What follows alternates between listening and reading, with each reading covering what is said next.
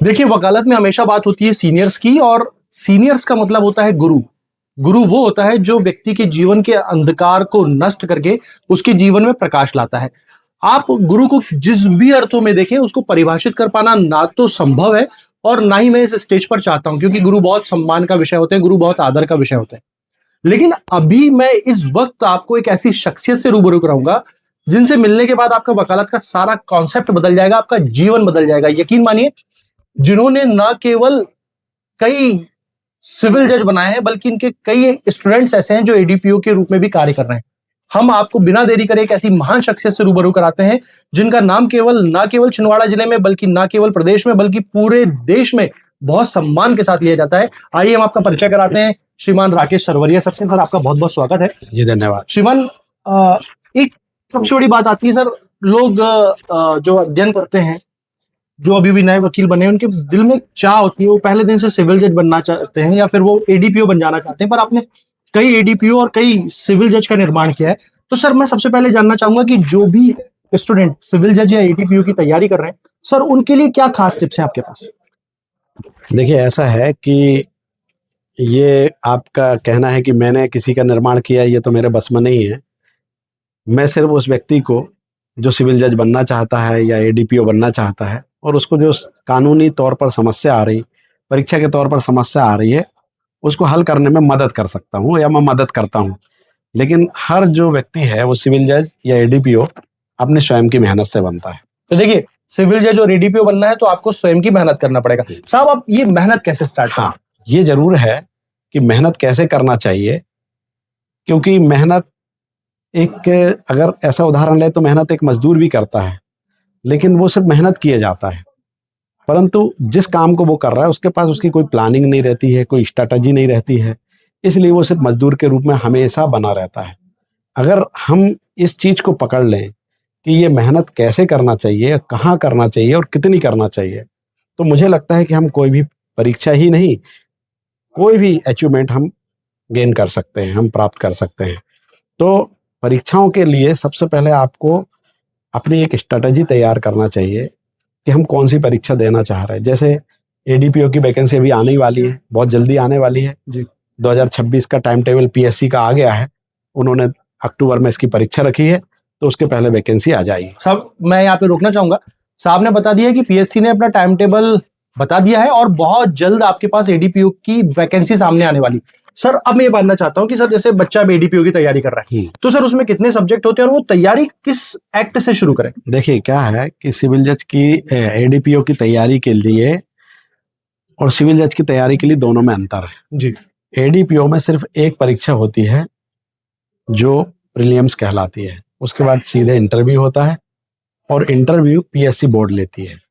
और सिविल जज की तैयारी के लिए हाई कोर्ट परीक्षा लेती है, उसमें 3 परीक्षा होती है, प्री, मेंस और इंटरव्यू। इंटरव्यू इसमें हाई कोर्ट का बोर्ड लेता है, जिसमें हाई कोर्ट के जस्टिस महोदय बैठते हैं। तो पहले हम, जब आप एडीपीओ की वैकेंसी आ रही है, तो हम एडीपीओ के लिए बच्चों को ये कहना चाहेंगे कि सबसे पहले आपको ये समझना पड़ेगा कि एडीपीओ का जो सिलेबस है उसमें लगभग 32 से 35 एक्ट का एक 32 से 35 एक्ट हैं जी, जो उसके सिलेबस में है। अब हो सकता है कि इस बार जो वैकेंसी आ रही तो वो कुछ सिलेबस चेंज करें, ऐसा हो सकता है। लेकिन अगर पिछली परीक्षाओं को देखें तो 32 एक्ट उसके सिलेबस में है।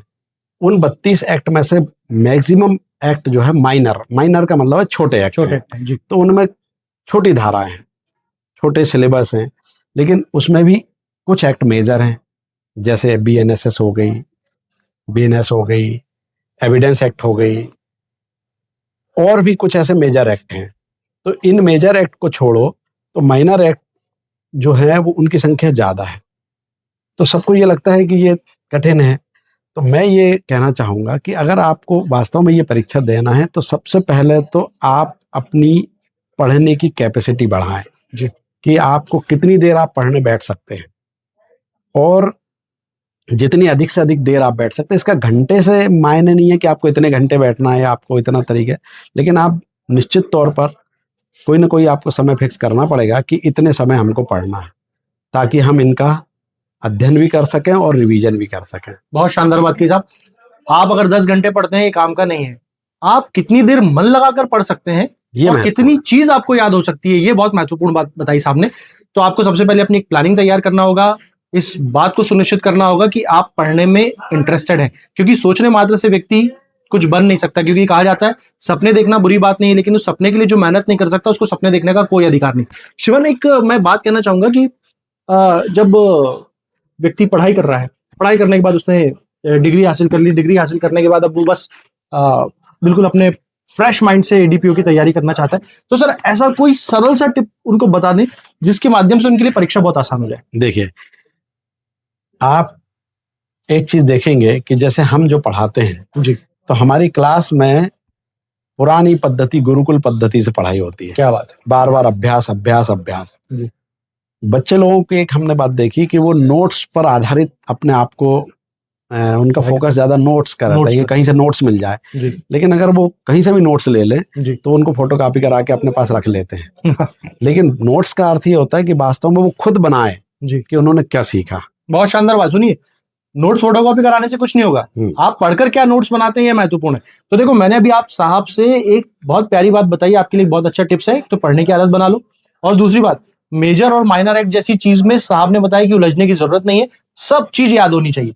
लेकिन यहां तक की तो बात हो गई एडीपीओ और सिविल जज की, लेकिन साहब एक बहुत बड़ी एडीपीओ के बारे में मैं जी। एक और बात बता दूं कि हम लोगों की पढ़ाई जैसे एलएलबी किया या उसके पहले ग्रेजुएशन किया तो उसका तरीका हमारा अलग रहता है। लेकिन हम जब परीक्षा के लिए पढ़ें या वैसे हम एज ए एडवोकेट पढ़ें, जैसे जी। आप भी पढ़ते हैं जी, या कोई भी एडवोकेट पढ़ते हैं, तो देखिए आप वो पेंसिल की नोक लगाकर पढ़ते हैं। बहुत सही बात।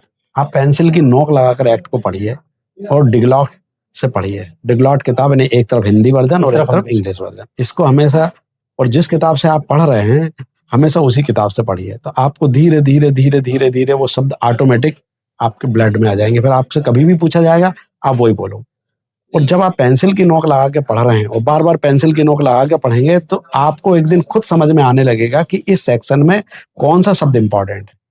आपको जब ये समझ में आने लगे कि इस सेक्शन में कौन सा शब्द इंपॉर्टेंट है, कौन से शब्द के कारण ये सेक्शन टर्न हो रही है, या कौन सा सेक्शन इसमें जो ज्यादा गंभीर प्रभाव कारित कर रहा है, समझ लीजिए कि वही इंपॉर्टेंट है। तो साहब आपको तो पढ़ने का तरीका समझ में आ गया होगा, लेकिन साहब एक बहुत भ्रामक शब्द आता है कि महिलाओं को सूर्यास्त के बाद गिरफ्तार नहीं किया जा सकता। देखिए, मैं आपको एक यहाँ से आपका जो है मस्तिष्क का लेवल, सोचने की परिकल्पना मैं आपको यहाँ पे बदल दे रहा हूँ। गुरु बैठे हैं, इनसे अपन जानते हैं कि महिलाओं को आखिरकार कब गिरफ्तार किया जा सकता है, या एक बात है कि महिलाओं को सूर्यास्त के बाद गिरफ्तार नहीं किया जा सकता। साहब इस संबंध में भी हमारे दर्शकों पर प्रकाश डालिए। ऐसा नहीं है। देखिए, जो वर्तमान संदर्भ में विधियां हैं, पहले सीआरपीसी चलती थी, सीआरपीसी में ऐसा प्रावधान नहीं था, लोगों को बड़े कंफ्यूजन होते थे, फिर अमेंड करके जोड़ दिया गया। अब बीएनएसएस में है ये प्रावधान। तो ऐसा बिल्कुल नहीं है कि महिलाओं को सूर्यास्त के बाद गिरफ्तार नहीं किया जा सकता। गिरफ्तार बिल्कुल किया जा सकता। उसकी एक प्रक्रिया दी गई है कि आपको कैसे गिरफ्तार करना है, आपको कौन गिरफ्तार करेगा, किस तरीके से गिरफ्तार किया जाए। तो कोई भी महिला अगर कोई अपराधी है और वो अपराध करती है तो वो सिर्फ इसलिए नहीं बच जाएगी कि वो महिला है, जी, ऐसा बिल्कुल नहीं है। अपराधी की परिभाषा में कहीं अंतर नहीं किया गया कि वो महिला है कि पुरुष होना चाहिए। अपराधी शब्द का मतलब है अपराधी, जो अपराध करे वो अपराधी। तो अगर महिला अपराधी है तो चूंकि वो महिला है तो हम विधि में ये प्रावधान है कि अगर हम उसे गिरफ्तार कर रहे हैं तो पहले तो महिला अधिकारी गिरफ्तार करें। जी, यानी किसी भी महिला को महिला अधिकारी हाथ गिरफ्तार लगा सकेगी तो वो गिरफ्तार करेगी।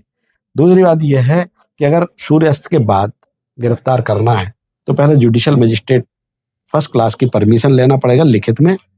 उनको लिखित में अभ्यवेदन देना पड़ेगा कि क्यों गिरफ्तार कर रहे हैं। जब वो ये समझ लेंगे कि हाँ कारण जायज है और उस कारण से उसको गिरफ्तार करना त्वरित जरूरी है, और अगर उन्होंने परमिशन दे दिया तो हम गिरफ्तार कर सकते हैं, कोई मतलब। लेकिन जाएगी पुलिस, महिला पुलिस या महिला अधिकारी का हम यहाँ शब्द कहें तो ज्यादा ठीक रहेगा। कोई भी महिला अधिकारी होना चाहिए। तो देखिए, मैंने आप साहब ने बहुत स्पष्ट बात बताया कि हर व्यक्ति गिरफ्तार किया जा सकता है जो अपराधी हो, लेकिन उसको गिरफ्तार करने के तरीके अलग अलग होंगे। मैं आपको कोशिश करता हूं कि आप तक वकालत की वो बारीकियां पहुंचा सकूं जिसको जानने के आप हकदार हैं। समाज में बहुत सारी बातें प्रचलित हैं, लेकिन हम उस प्रचलन में नहीं चलते, हम उस बात में चलते हैं जो ठोस हो, सही हो, सत्य हो और आपको सत्य का आईना दिखा सके।